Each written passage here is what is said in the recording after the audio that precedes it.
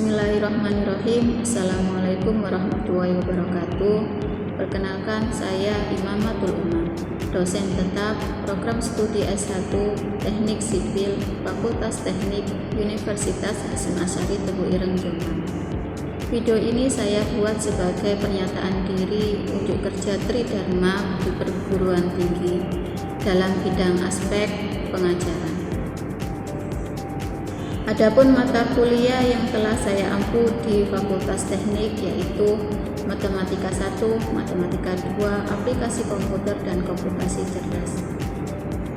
Pada kesempatan kali ini saya akan menjelaskan tentang komputasi cerdas. Mata kuliah ini dirancang untuk membekali mahasiswa dalam mengidentifikasi, merumuskan, menganalisis, dan menyelesaikan permasalahan terkait AI. Mampu menerapkan metode dan teknik algoritma AI yang sesuai dengan kebutuhan dalam kehidupan sehari-hari, serta mengembangkan pemikiran kritis, sistematis, dan kreatif dalam merancang dan membangun sistem cerdas.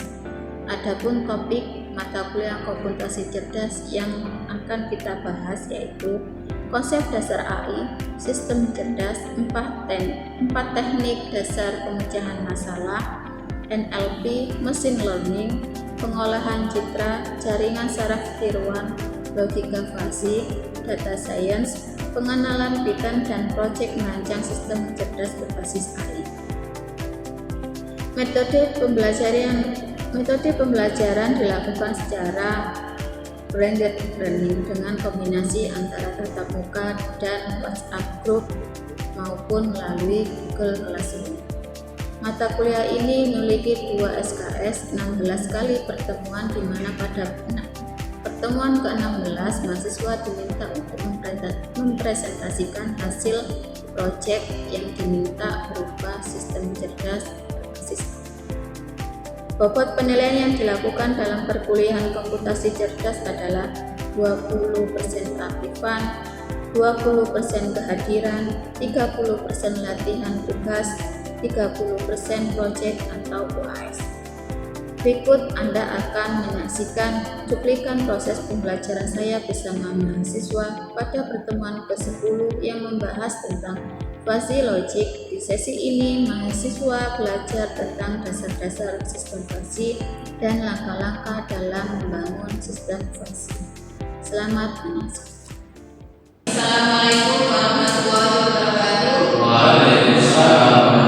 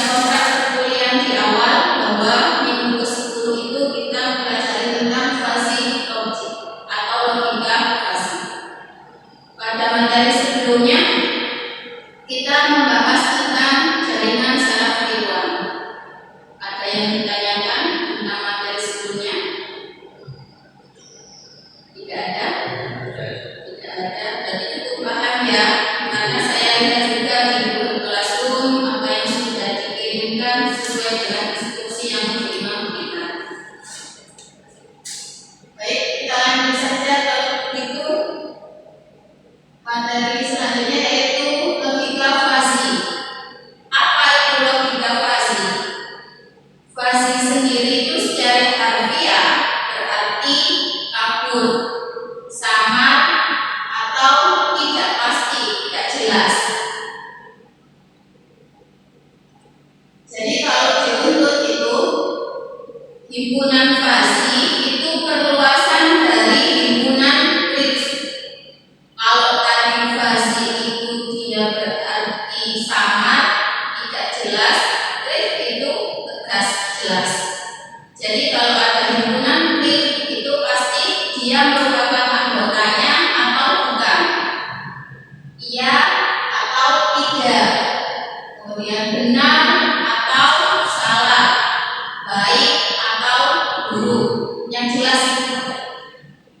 Kemudian nilai keanggotaannya di mana?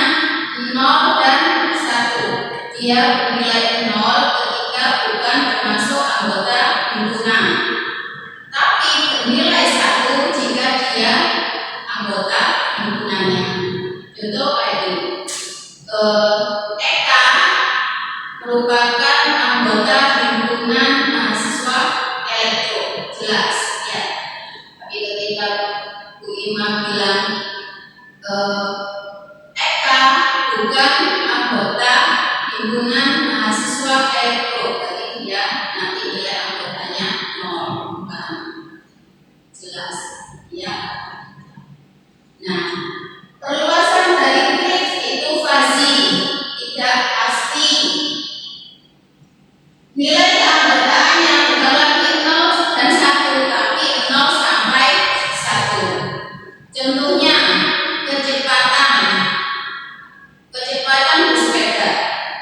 Misalkan Bu Ima naik sepeda dengan kecepatan 50 km per jam. Nah, 50 km per jam itu menurut Bu Ima sudah cepat. Tapi kalau menurut kalian belum tentu cepat. Mungkin menurut Kavi itu lambat. Atau menurutnya si Rifki misalkan 50 km per jam itu sudah cukup lah, nggak cepat-cepat banget, nggak lambat-lambat, nggak pasti. Itu himpunan fazi. Selain kecepatan apa? Ada himpunan kepandaian mahasiswa. Oh, anak ini pandai, tidak terlalu pandai, sedang, kurang pandai. Sampai sini paham ya? Bedanya grif sama fazi. Itu merupakan contoh fazi di usia. Tadi ada di kecepatan. Selain dua tadi yang Bu Ima sebutkan, apalagi Mas Rifki? Suhu itu seperti apa? Dingin, sedang, panas. Mas Eka? Curah hujan kayak gimana? Rendah, normal, cepat. Mas Kavi? Lembapan, kering,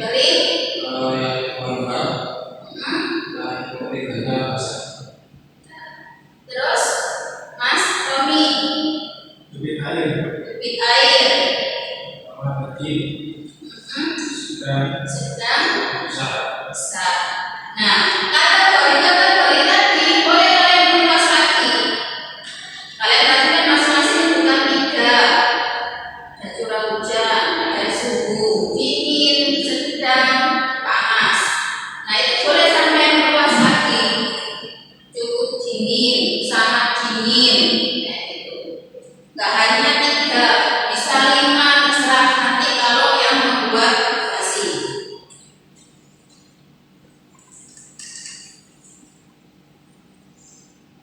Contoh lainnya, jadi aplikasi fazi itu sebenarnya sudah ada, sudah kita lakukan sehari-hari. Juga sudah ada di beberapa alat teknologi kita, seperti halnya alat teknologi di kehidupan sehari-hari, mesin cuci. Kalau kalian ada mesin cuci, di situ kan ada kecepatan, ada ujian normal, cepat, sedang. Nah, itu juga sudah difazikan. Kemudian di dunia industri, jadi kalau di dunia industri itu nggak hanya robotnya yang difazikan, tapi juga memprediksi hasil produksinya. Bulan ini kita mau memproduksi berapa jumlahnya, itu juga sudah bisa diprediksi menggunakan fazi. Kemudian di bidang kesehatan itu bisa untuk memprediksi atau mendiagnosa sementara. Jadi Bu Ima juga pernah melakukan penelitian dengan Pak Adi. Kemudian prediksi atau mendiagnosa penyakit diabetes mellitus. Nah, hasil itu tadi nanti bisa kita jadikan sistem pakar di handphone kita atau di laptop kita. Kemudian di dunia transportasi, untuk apa? Untuk pengoptimalan traffic light. Jadi kalau biasanya ada kan perempatan yang sangat macet sekali, yang sana merah, yang sana hijau, yang sebelah sana hijau, kayak bertemu tatapan. Kemudian gimana supaya optimal nggak jadi seperti itu, nggak sampai macet? Nah, bisa pakai fasi, diatur di durasi waktu merah, kuning, sama hijau. Kemudian bisa di energi terbarukan, kayak tadi pastikan kan curah hujan itu kan di ruang lingkup BMKG. Curah hujan itu kan nanti bisa kita gunakan di energi terbarukan atau bisa kita gunakan untuk manfaatnya para nelayan, tani. Kalau beberapa tahun kemarin itu mengambil data di BMKG Juanda. Jadi yang Bima ambil itu curah hujan, kecepatan angin, kelembapan. Nah, Bima mau memprediksi kecepatan angin. Kecepatan angin kan manfaatnya juga untuk PLTB. Itu bisa. Kan kita lihat nanti kecepatan anginnya di wilayah mana itu yang memungkinkan untuk dibangun PLTB. Jadi diprediksi untuk beberapa hari kemudian kecepatan anginnya berapa, untuk energi listriknya nanti tersebar berapa. Sampai sini paham? Mungkin ada yang ditanyakan, silakan. Kalau kurang itu masih dasar-dasar secuplik tayangan bagaimana fasi itu. Terus kalau mau menggunakan fasi bagaimana? Jadi harus tahu dasar-dasar fasi. Dasar fasi untuk membangun sistem fasi itu apa aja yang perlu kalian tahu? Tadi kan kalian sudah menyebutkan suhu, curah hujan, lembab, dan sebagainya. Cepat, sangat cepat. Nah, itu apa sih di dalam fasi itu termasuk apa? Jadi dalam fasi itu ada dua atribut. Atributnya itu linguistik sama numeristik. Linguistik itu apa? Percakapan kita sehari-hari yang sudah sering kita gunakan. Nah, numeris kayak misalkan kecepatan tadi, kecepatan bersepeda 50 km itu kan menggunakan apa? Itu dua hal yang kita pakai di dalam atribut fasi.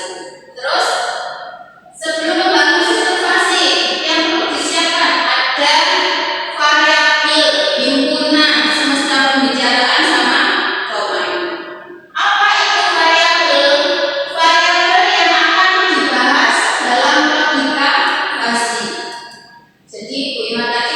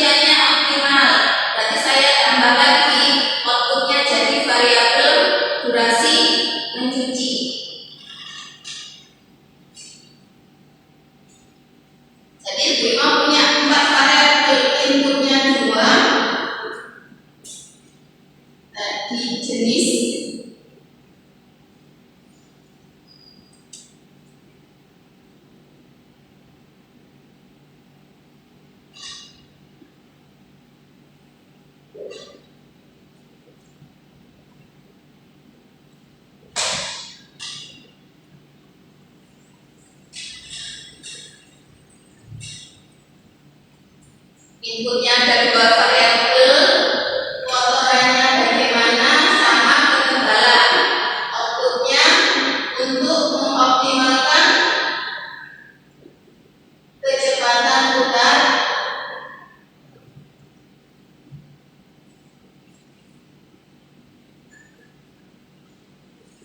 yang kedua durasi mencuci. Ini variabel.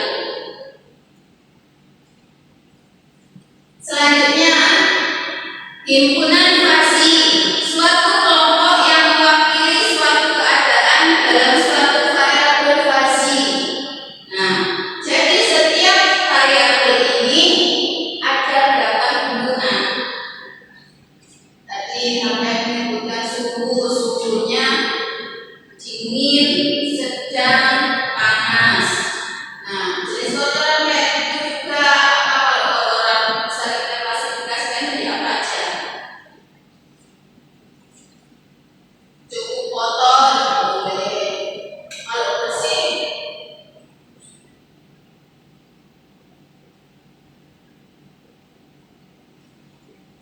cukup kotor,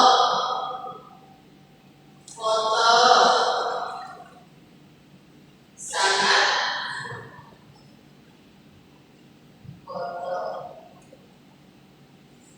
Ini himpunan. Ketebalan pakaian tipis, sedang, tebal.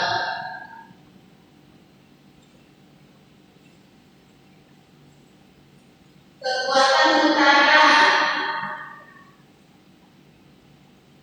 apa kira-kira ya? Lemah, sedang, kuat. Durasi sebentar,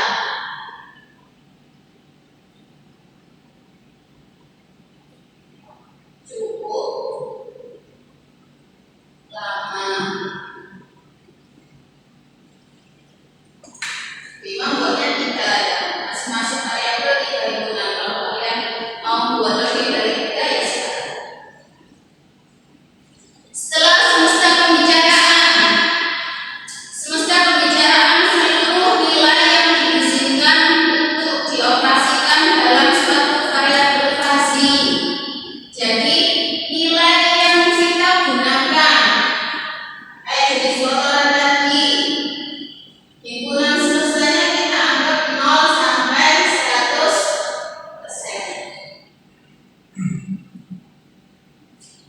Ketebalan juga gitu, 0 sampai 100%. Kekuatan putaran kita buat sampai 1400 mph.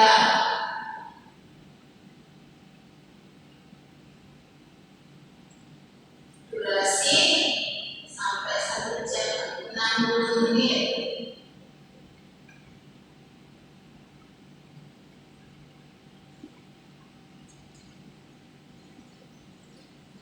Setelah membentuk semesta pembicaraan, kita bagi menjadi domain.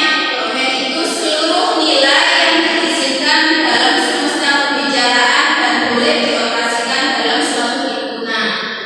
Jadi nilai ini kita bagi-bagi ke setiap himpunan. Jadi domain. Cukup, misalkan kita ambil titik tengahnya 100%, titik tengahnya 50, karena kita bagi 3 berarti 40. Nah,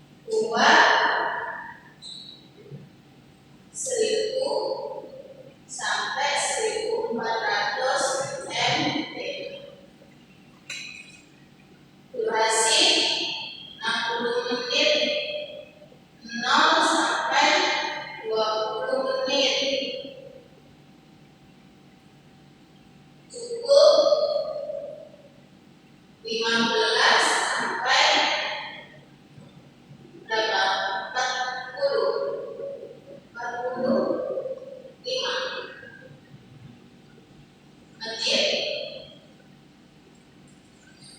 Kemudian di sini 40 sampai 60.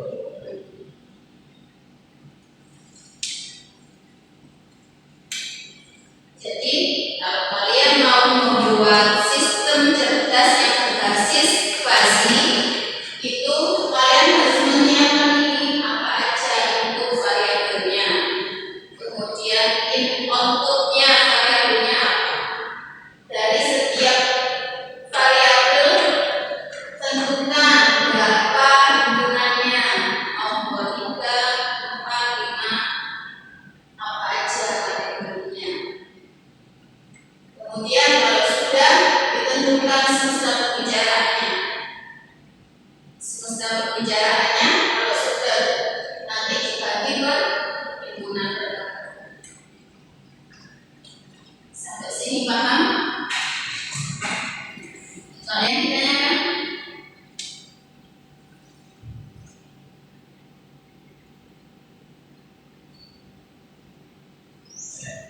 Monggo silakan ya.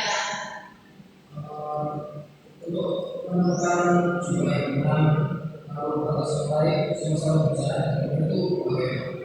Ya, jadi dasar membangun sistem tadi kan kalian harus menentukan variabel himpunan semesta pembicaraan dan domain.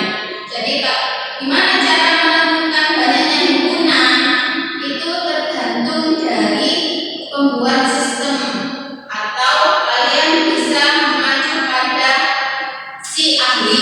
Si ahli itu siapa? Misal tadi sampai tadi menyebutkan curah hujan. Nah, curah hujan di situ kan ada aturan di BMKG. Nah, ada kategori apa saja di BMKG? Boleh sampai pakai itu. Atau sampai punya data.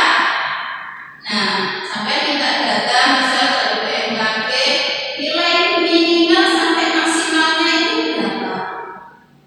Setiap daerah kan berbeda, apalagi negara. Nah, kalian lihat nilai datanya di situ minimal berapa, maksimal berapa. Itu bisa kita gunakan sebagai acuan semesta pembicaraan. Kemudian kita bagi menjadi beberapa kategori himpunan tadi. Mau kita jadikan 3 atau 4 atau 5 atau cuma 2 saja boleh, silakan. Namanya melakukan penelitian itu kan silakan coba untuk 2 himpunan kategori sama 3 himpunan kategori, nanti hasilnya kebaikan mana. Itu ya. Ada yang ditanyakan lagi? Kalau tidak ada tugas untuk hari ini, silakan membuat studi kasus tentang sistem fasi. Kayak misalkan Bu Iman tadi kan buat studi kasus 2 mesin cuci untuk pengoptimalannya sama sepeda. Nah, silakan kalian membuat mau contoh studi kasus tentang apa? Tentukan variabelnya apa, himpunan apa, semesta pembicaraannya dan domainnya. Nanti tugasnya itu silakan dikumpulkan di link Google Classroom. Kalau kurang paham, silakan ditanyakan melalui WhatsApp group. Dan diingatkan lagi, karena ini sudah pertemuan ke-10, bentar lagi kita UAS, pertemuan ke-16 sesuai dengan kontrak perkuliahan kita membuat proyek tentang sistem cerdas yang berbasis AI. Jadi mulai dipikirkan sekarang, kalau sudah mulai punya ide bisa kita diskusikan di WhatsApp. Oke, kalau tidak ada yang ditanyakan, terima kasih banyak atas kehadiran kalian untuk hari ini. Kurang lebihnya, mohon maaf. Assalamualaikum warahmatullahi wabarakatuh. Baru saja Anda telah menyaksikan video pembelajaran saya dengan mahasiswa pada pertemuan ke-10 mata kuliah komputasi cerdas yang membahas tentang logika fasi. Pada materi tadi, kami membahas tentang konsep dasar logika fasi dan tahap awal untuk membangun sistem fasi. Tugas yang diberikan kepada mahasiswa berupa tahap awal membangun sistem fasi. Yang selanjutnya pada pertemuan berikutnya kita akan membahas bagaimana tahapan-tahapan untuk membangun sistem fasi. Saya berharap cuplikan pembelajaran tadi memberikan gambaran besar terkait proses pembelajaran yang telah saya lakukan dengan mahasiswa. Terima kasih. Assalamualaikum warahmatullahi wabarakatuh.